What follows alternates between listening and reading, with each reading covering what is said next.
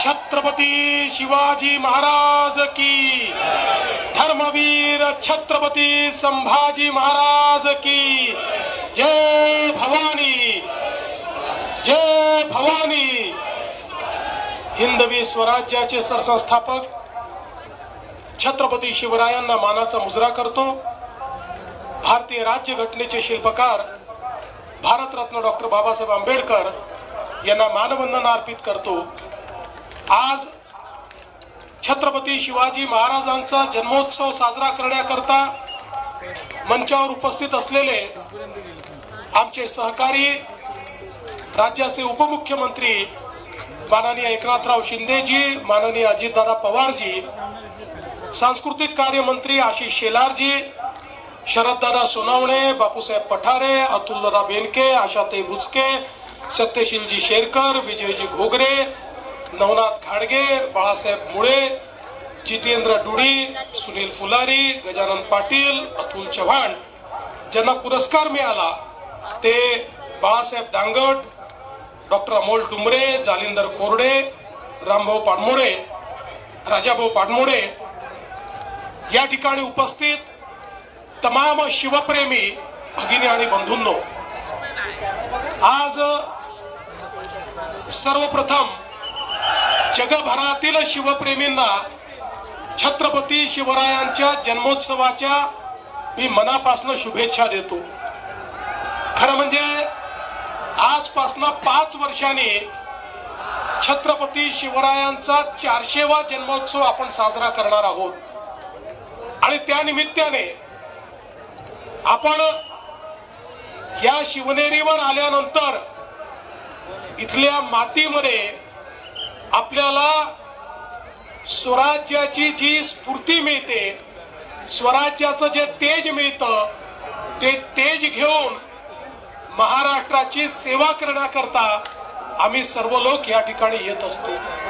आपल्याला कल्पना आहे की ज्या काळामध्ये संपूर्ण भारतामध्ये अनेक राजे राजवाडे हे मुघलांचं मंडलिकत्व स्वीकारून त्या ठिकाणी नतमस्तक होते, अशा काळामध्ये आई जिजाऊंनी छत्रपती शिवरायांना घडवलं आणि सांगितलं या मराठी मुलकामध्ये, या हिंदुस्थानामध्ये ज्या प्रकारे अनाचार, दुराचार आणि अत्याचार चाललेला आहे, या मुलखाला त्यातनं स्वराज्याकडे नेण्याची जबाबदारी शिवबा तुझी आहे। आणि छत्रपती शिवरायांनी हातामध्ये तलवार घेतली, 18 पगड जातीच्या लोकांना एकत्रित केलं, मावळ्यांची फौज तयार केली आणि देव देश आणि धर्माची लढाई सुरू केली आणि खऱ्या अर्थानं स्वराज्य स्थापन करून पहिल्यांदा भारताचा आत्माभिमान जागृत करण्याचं काम जर कोणी केलं असेल तर ते छत्रपती शिवाजी महाराजांनी केलं। आज स्वतंत्र भारत आपण पाहतोय, आत्माभिमानी अशा प्रकारचं 140 कोटी लोकांचा हा देश आपण पाहतोय। याच्या पाठीशी जर कोणी असेल तर ती छत्रपती शिवरायांची प्रेरणा आहे आणि म्हणूनच छत्रपती शिवराय हे आमचे आराध्य दैवत आहेत आणि त्यांनी राज्य कारभार कसा चालवायचा याची जी मानकं सांगितलेली आहेत आपल्याला कल्पना आहे। ते केवळ योद्धे नव्हते तर ते उत्तम प्रशासक होते। पर्यावरण असेल, जलसंवर्धन असेल, जंगल संवर्धन असेल, या ठिकाणी वेगवेगळ्या प्रकारचं व्यवस्थापन असेल, या सगळ्या व्यवस्थापन शास्त्राचे गुरु हे छत्रपती शिवराय होते आणि म्हणून ते आदर्श राजा होते आणि म्हणून त्यांना जाणता राजा आपण म्हणतो, त्यांना श्रीमंत योगी म्हणतो। कारण या छत्रपती शिवरायांनी आपल्या राजांनी स्वतः करता काहीच केलं नाही, आपलं संपूर्ण आयुष्य हे रयतेच्या कामी लावलं आणि म्हणूनच खऱ्या अर्थानं या श्रीमंत योगी अशा आमच्या राजाची आठवण आपण ठेवतो। आज या निमित्ताने मी जास्त बोलणार नाही, पण एवढंच सांगतो की छत्रपती शिवरायांचे किल्ले हे आमच्या करता कुठल्याही मंदिरापेक्षा मोठे आहेत आणि म्हणून या किल्ल्यांचं संवर्धन झालं पाहिजे। या दृष्टीने सातत्याने आपण काम करतोय, त्यातल्या अडचणी आपण दूर करतोय। स्वराज्याची राजधानी रायगड या ठिकाणी अनेक कामं आपण सुरू केलेले आहेत। शिवनेरीचं रूप आपण पाहतोय, याच्यामधल्या अडचणी आपण दूर करतोय।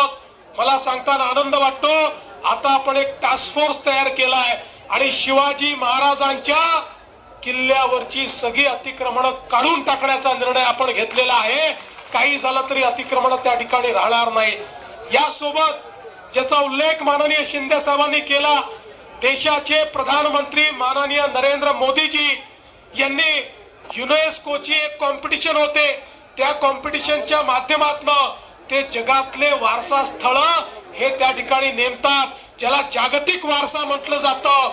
अशा कॉम्पिटिशन मध्ये भारताच्या वतीनं माननीय मोदीजींनी छत्रपती शिवाजी महाराजांचे 12 किल्ले हे त्या ठिकाणी नॉमिनेट केलेले आहेत. आणि आता आमचे सांस्कृतिक मंत्री आशिष शेलारजींच्या नेतृत्वात पुढच्या आठवड्यामध्ये युनेस्कोच्या संपूर्ण टीम समोर जगातले वेगवेगळे देश प्रेझेंटेशन करणार आहेत. ते भारताचं प्रेझेंटेशन म्हणजे छत्रपती शिवरायांचे किल्ले हे कसे स्थापत्य शास्त्राचा उत्तम नमुना आहे, हे कसे जलसंवर्धनाचा उत्तम नमुना आहे, हे कसे पर्यावरण संवर्धनाचा उत्तम नमुना आहे, या संदर्भातलं सगळं प्रेझेंटेशन हे त्या ठिकाणी आशिषजींच्या नेतृत्वात पॅरिस मध्ये त्यांच्या महासभेपुढे त्या ठिकाणी सादर होणार आहे. आणि मला विश्वास आहे की छत्रपती शिवरायांचे हे किल्ले जागतिक वारसा बनतील आणि जगातले लोक हे किल्ले पाहण्याकरता या ठिकाणी येतील. या निमित्ताने मी शरददादा तुम्हाला आणि सर्वांना सांगू इच्छितो की जे मुद्दे तुम्ही मांडलेले आहेत ते महत्वाचे आहेत. दाऱ्या घाटापासनं तर या शिवनेरी परिसराच्या विकासापर्यंत ही सर्व ज्या आपण मागण्या केलेल्या आहेत, आम्ही तिघही या ठिकाणी आहोत. आम्ही तिघही या ठिकाणी शासक नाही आहोत, आम्ही छत्रपतींचे मावळे आहोत, आम्ही सेवक आहोत. त्यामुळे छत्रपतीचे सेवक